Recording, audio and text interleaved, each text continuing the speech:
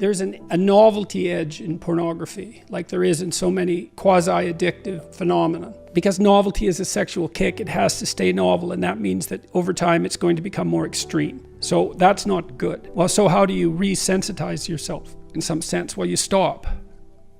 You stop. And then hopefully you recover.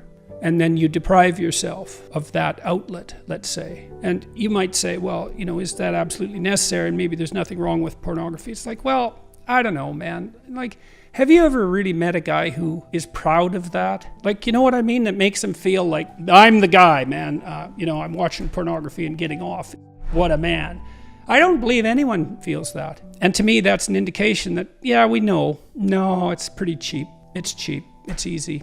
I say that knowing that I believe the research evidence shows that if you introduce pornography into a community, that rates of sexual crime committed by men upon women actually decline. So there is perhaps some utility in the outlet. But, that's a unidimensional analysis and doesn't take into account all the other effects of pornography. So, including the ones you described. And I think that those are real. It makes sense that they're real, because it's super satiation.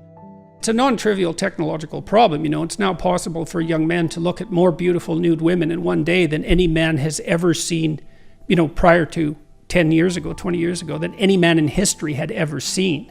That's not nothing. That's something. And to think that doesn't do anything to you, it's like, no, that likely does something to you. So don't substitute the false for the real, and don't underestimate the utility of deprivation. What advice would you give to someone looking to quit porn? Well, I gave some advice a little earlier about quitting alcohol, and I would say it isn't that you're trying to quit porn. It's not the right way to think about it. The right way to think about it is that you're trying to figure out how to have a better life. And so you have to figure out, well, I would say do the future authoring program and keep your porn addiction in mind and think. So in the first part of the future authoring program, it asks you a bunch of questions about what your life could be like in 3 to 5 years if you took care of yourself like you were someone that you cared for.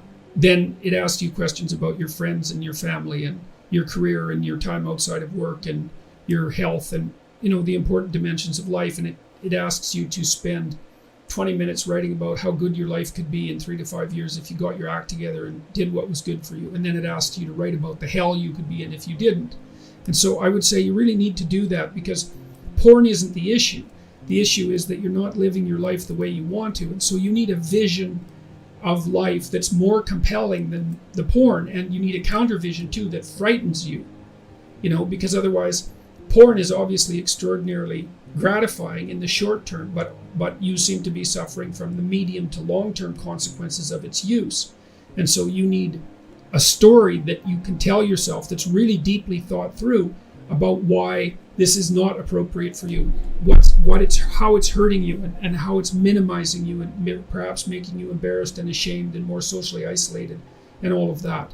So I would say think about it as cleaning up your psyche and your behavior rather than merely stopping porn. You also might want to write down, and you could do this in the negative vision part of the future authoring program. You got to write down everything bad that you think porn is doing to you, because obviously you have some suspicions that this is not good for you, right? That it's actually harming you in some important way. And so you need to be fully cognizant of what those ways are and then take them seriously and decide if that's the pathway through life on which you wish to travel.